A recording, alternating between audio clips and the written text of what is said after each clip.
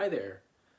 Like many others, I was very skeptical about the new Resident Evil series on Netflix. I mean, all the way back months ago when we first heard about it. And I mean, why wouldn't I be? Because when did we last get anything Resident Evil related in movies and series that were actually good. I mean, uh, the CGI movies were good-ish. So when they made the Infinite Darkness, the CGI series on Netflix, I assumed that well, when it since it's CGI, how could how could they possibly go wrong? But in my opinion, that turned out to be bad too. Then we got Welcome to Raccoon City, which like all other things, there are divided opinions on it. Some think that it's great and it's the most faithful adaptation yet.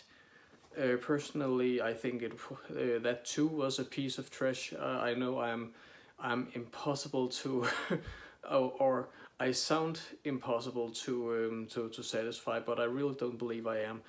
Um, for various reasons, I really hated that movie. I felt it was a mishmash of seemingly random assets from the games that were pulled out of the games and stitched randomly back together to form this movie that really felt like it had no budget at all.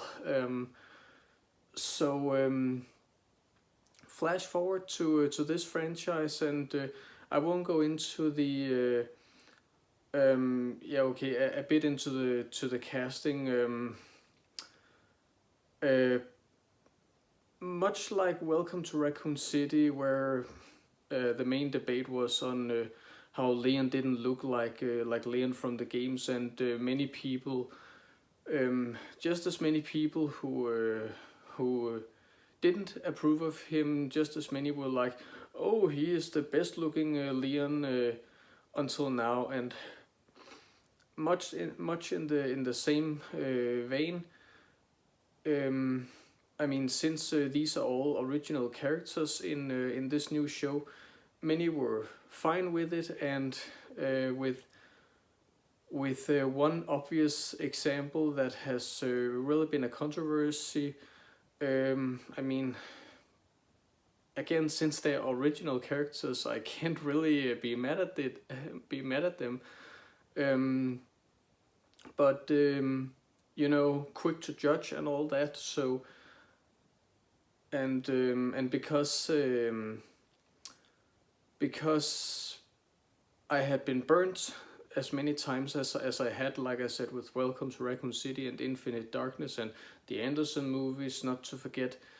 Um, I really didn't have high hopes for this one, and understandably so. Um, so it had a lot to prove. Let's be real here. Um, and then when it finally came out, and people were again quick to jump on the bandwagon, and oh, this is the worst shit ever. I haven't seen it, but it's the worst shit ever. Uh, I wasn't I wasn't any better myself. It's social media. It's easy to get caught in the witch hunt and be like, yeah, I think it's shitty too.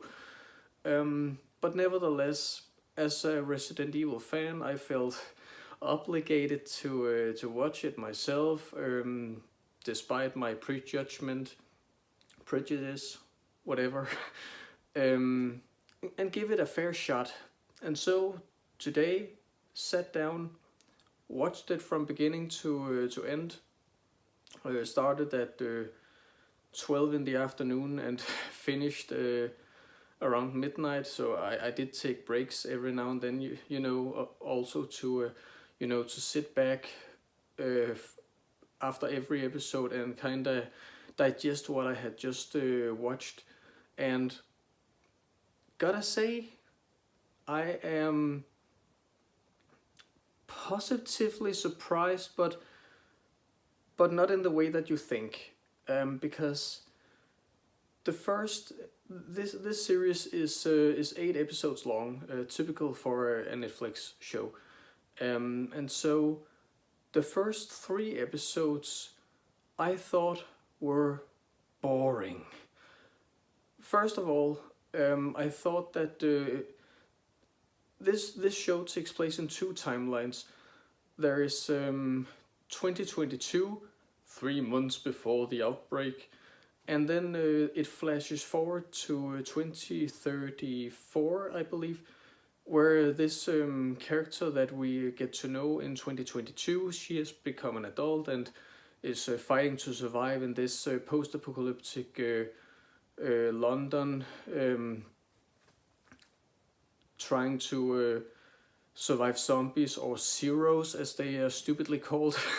I mean, why do zombies series feel the need to call them anything else? Like, they are brain dead or taken, or sometimes we can't call them zombies. We have to call them something else. But regardless, so we get to know these 2 girls.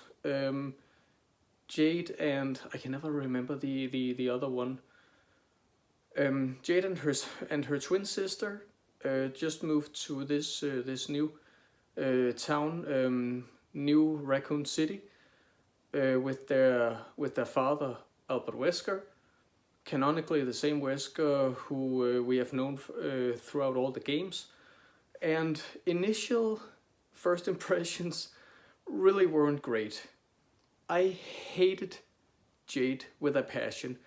I mean, okay, she is tired of moving, and the overworking father who neglects his teenage daughters or doesn't have time for them, and she's a teenager, she's frustrated. I get where she comes from, but I still hate teen angst in movies and series, because I always feel that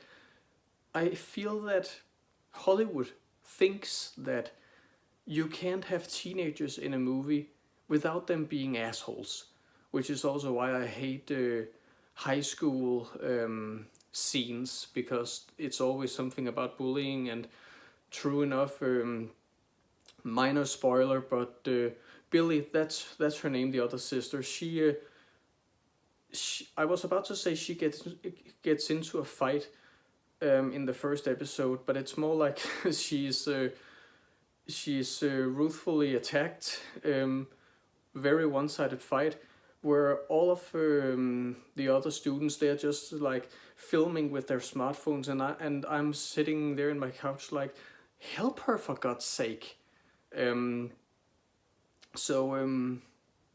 Because they are teenagers, I knew what I was going into, and I was like, this is gonna be full of high school teenage drama, isn't it?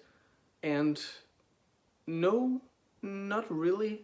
That was actually very little of the show, and I'm very thankful for that.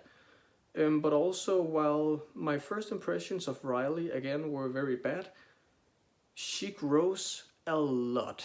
I mean, already in the first episode, where she and her sister have a talk that, you're such a bitch. Yeah, I know I'm a bitch, but you're boring. Yeah, I know I'm boring. And then they hug and are like, we love each other.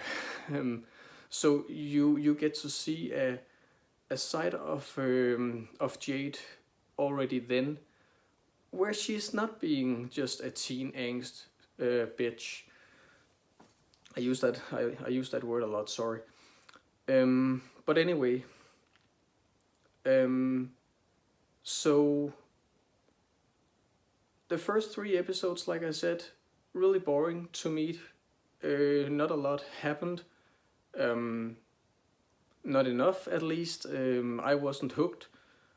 But then, from the ending of episode 4 and onward, especially in episode 5 and onward, it grabbed me. it really grabbed me. Excuse me. Um, I said before that the show positively surprised me, but with a catch. In my opinion, from where I stand, apart from Umbrella being mentioned all the time and Wesker canonically being the same Wesker from the games and the 1998 incident from the first game being mentioned every now and again, this show really has nothing to do with Resident Evil. I mean, I was sitting there constantly having to remind myself what I was even watching, like, oh right, it's Resident Evil. It didn't have the spirit, it didn't have the feeling. I didn't feel I was watching Resident Evil. I felt I was watching a zombie show that could have been called anything else. But that said, I did like it. Again, from episode 5 and onwards, I really did like it, and actually hope that they're gonna make a season 2. I just have to sit down, shut my brain off, and pretend that it's not called Resident Evil, because again, it really doesn't feel like it. But as the show progressed, where before I was very annoyed that it constantly shifted between 2022 and the future 2030, what did I say, 36? Never mind. As the show progressed, I became more and more invested into the plot, and every time they flashed forward, I was like, no, I want to see what the teenage girls are up to. And when it flashed back to them, I was like, but I also want to see what the adults are up to. So it really grabbed me, both the plot in the past and the plot in the present, or the future, whatever. And it hooked me. I got to like a lot of the characters. Jade became perhaps my favorite, despite her being perhaps the one I hated the most in the beginning.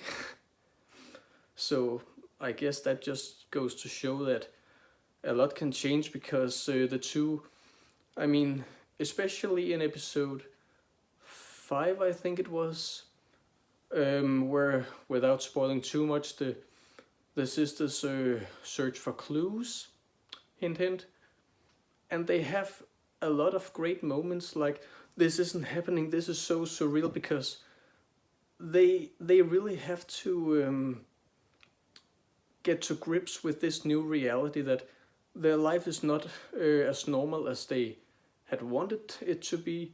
So when they're discovering all of these dark secrets about their own past and their father, Albert Wesker's past, they're like, do we want to know the truth, or do we just want to put our ears in our fingers in our ears, and just ignore it? So there is a lot of great character development between the sisters and the sisters themselves, so I really got to like them. Albert Wesker himself is also a great character. I mean, he's not outright a villain in this show, believe it or not. Again, not giving too much away, but I will say that he's playing this caring father that you really, at least when he's with his daughters, you really like him. So yeah, I know, again, there are fans on both sides of the fence, like, this is shit, this is the worst thing ever, and nah, it's not that bad, it's not the best, but it's at least, it's not the worst either. And I'm like, again, I thought it was good. It has little to nothing to do with Resident Evil, in my opinion. But as a zombie show in itself, I recommend it. So, yeah, give it a watch. Thanks for watching. See you later.